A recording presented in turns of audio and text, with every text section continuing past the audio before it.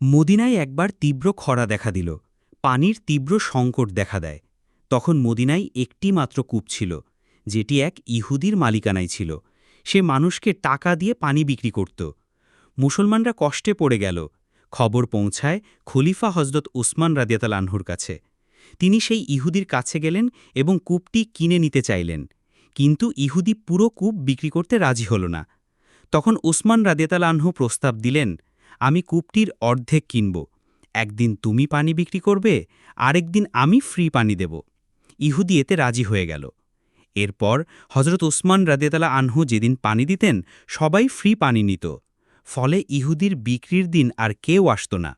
অবশেষে হতাশ হয়ে ইহুদি কূপটির বাকি অর্ধেকও বিক্রি করে দেয়। আর হজরত উসমান রাদিয়াল্লাহু আনহু পুরো কূপটি উম্মতের জন্য ওয়াকফ করে দেন। আমিন। এই হাদিসটি যদি ভালো লাগে তাহলে সাবস্ক্রাইব করতে ভুলবেন না।